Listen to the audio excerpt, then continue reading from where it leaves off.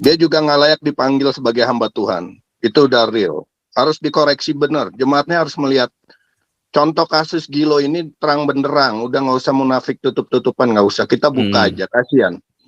Masih ada generasi-generasi selanjutnya yang bisa melihat contoh kebenaran ini seperti apa. Mereka akan menemukan bahwa tidak ada kebenaran di Gilo. Dari perbuatannya, perkataannya nggak ada. Saya Pak, waktu saya undang dia datang gereja saya, nggak sampai 5 menit Pak, saya tahu ini bukan pendeta, bukan hamba Tuhan.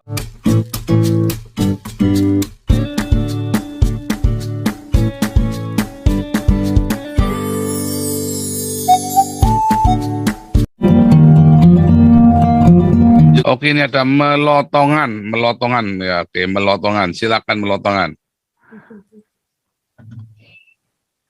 Halo Pak Paul. Iya. Saya mau bertanya ya. Ya. Meskipun yang dibahas sekarang bukan topik pada saat ini, saya mau bertanya, kenapa gereja di Eropa itu rata-rata sudah mengizinkan LGBT? Apakah mereka sudah tidak paham akan firman Tuhan atau tidak? Begitu. Ya, kalau gereja di Eropa, karena yang reform ya, terutama yang reform itu kan karena sudah jadi liberal ya, itu gereja reform. Nah, itu mereka sudah mengizinkan LGBT ya, karena mereka punya tafsiran bahwa yang disebut dengan itu tuh yang di dalam Korintus itu bukan LGBT, tetapi nggak boleh sama anak kecil, pedofil, maksudnya begitu tuh loh. Nah, sedangkan kalau di dalam Roma itu jelas-jelasan sesama jenis nggak boleh. Nah, yang dalam Roma 5 itu ya, kalau nggak salah itu jelas-jelas sesama jenis itu nggak boleh.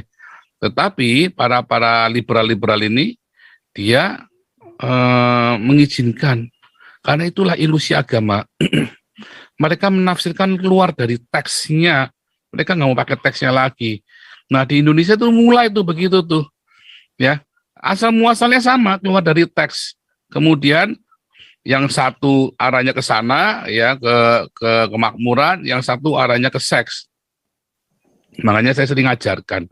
Nah, orang-orang di Eropa ini, ya beberapa yang saya datangi ya, beberapa gereja, tidak semua gereja ya, banyak gereja yang masih menolak LGBT juga banyak kalau di Eropa ini. Nah, tapi gereja-gereja, pendetanya aja homo kok. Pendetanya banyak yang homo kok. Wah, waktu itu kan pernah mau tak ajakan orang reform itu kan. Orang reform, ya, mau tak ajak ke sini. Makanya kan pertanyaan saya, kalian yang menganggap orang-orang saksi Yehova ini sesat.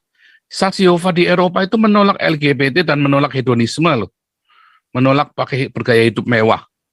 Sementara gereja reformnya, reformnya, mereka sudah LGBT pendetanya. Ah, gimana tuh?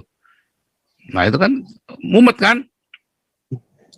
Nah, jadi kalau ditanya mengapa bisa begitu, ya karena mereka meninggalkan teks. Ketika gereja meninggalkan teks Alkitab, ya jadi sesat. Gereja itu nggak boleh meninggalkan teks. Kan di awal saya sudah bilang, kalau mau jadi Islam yang baik, tinggalkanlah Al-Quran dan hadis. Pelajarilah Pancasila. Kalau mau jadi orang Kristen yang baik, Anda tidak boleh keluar dari teks. Nanti Anda akan Pancasilais. Gilbert itu Pancasilais enggak? Tidak sama sekali.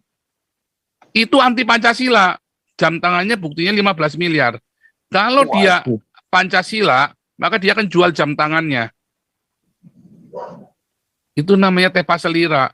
Di tengah lagi Indonesia yang lagi begitu rupa. Gilbert keselak itu Pak. Lagi keselak gitu ya. Gilbert keselak sekarang Pak. Lagi nyari minum.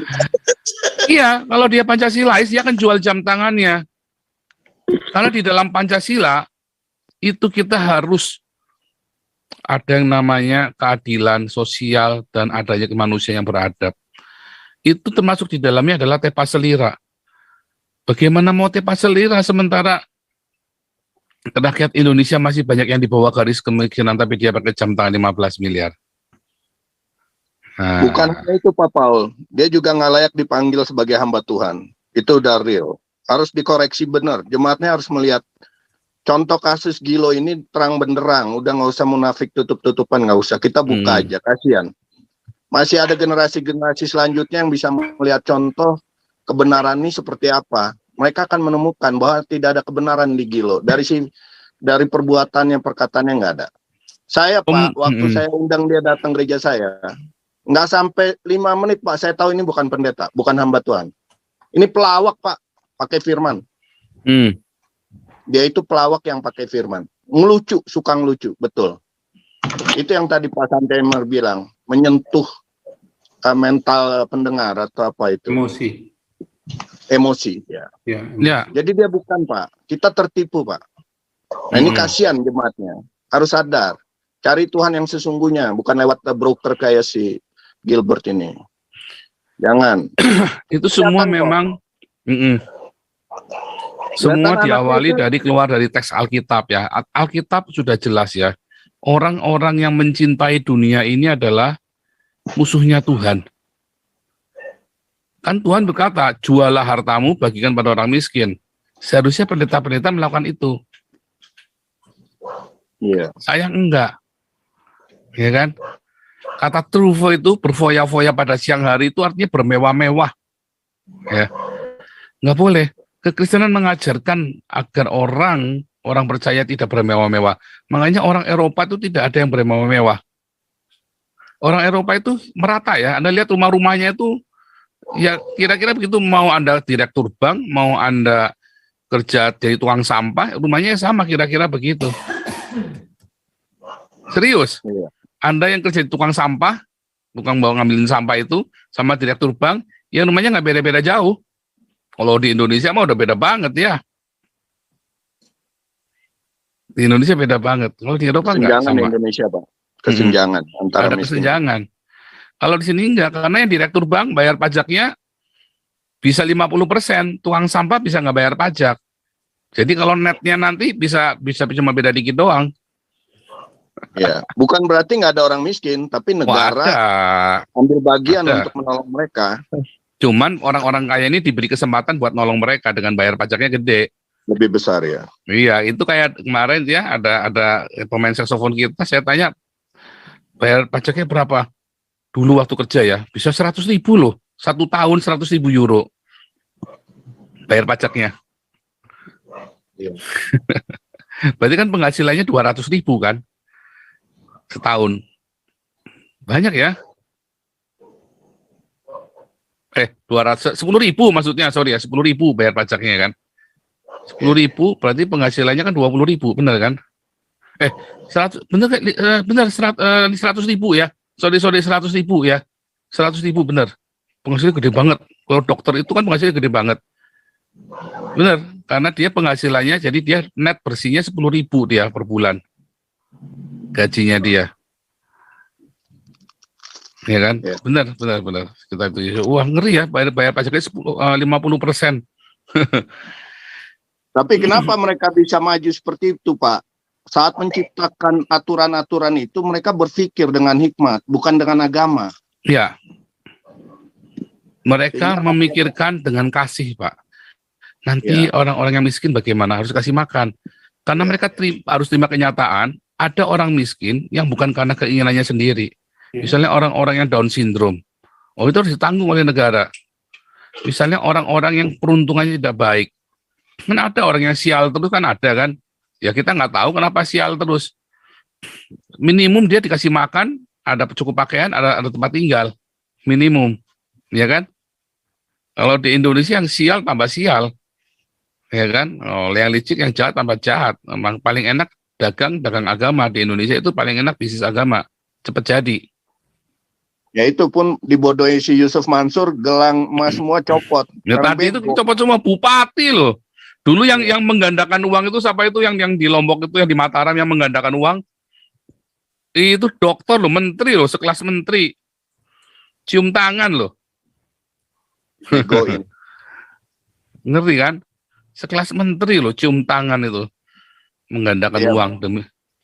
Untuk Serem. pendengar nih, Pak, terakhir Pak, cari Tuhan, jangan cari agama.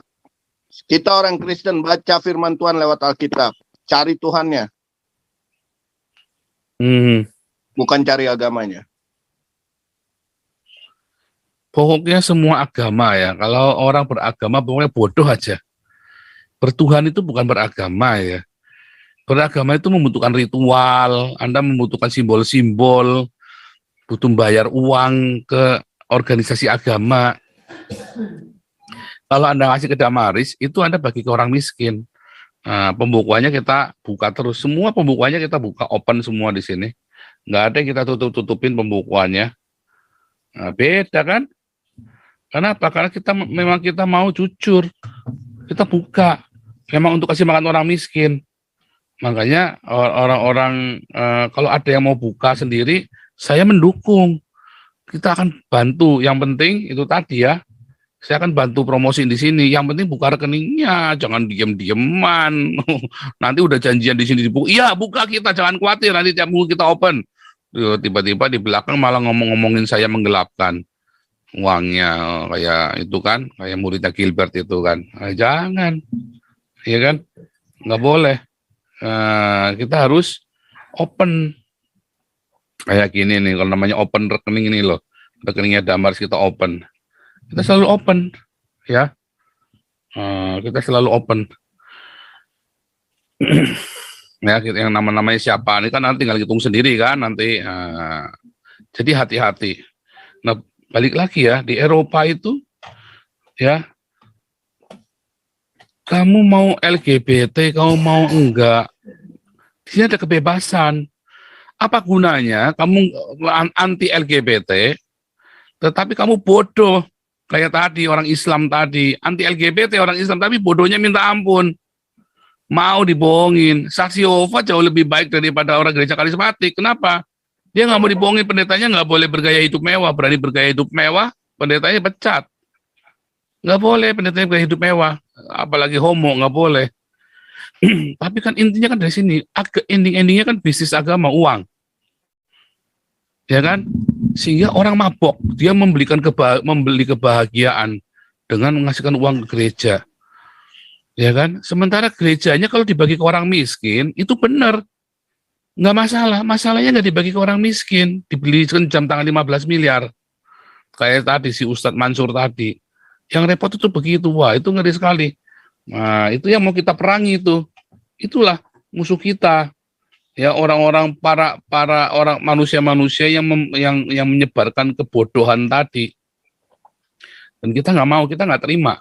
Ya, kita berharap, kita berdoa supaya semua lembaga agama di Indonesia itu diaudit keuangannya. Wih, serem ya. Serem, kita aja Bang diaudit. Ya, tadi saya malah disuruh apply ulang nih, ngawur di banknya nih. Katanya ada yang kurang.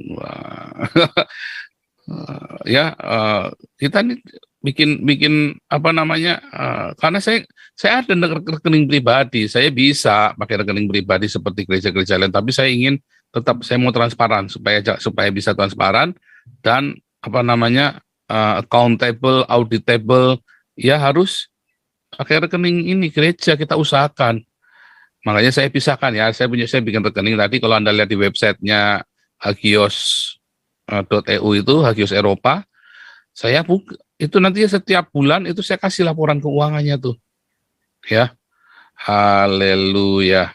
Oke, di layar Anda ini ada laporan keuangannya Damaris ya. Oh, kita mau open begini ya. Kita mau open aja, kita terang-terangan open. Kenapa nggak ada yang disembunyikan kok? Yang pegang duit juga bukan saya kok. Gitu ya. Oke, lanjut dulu.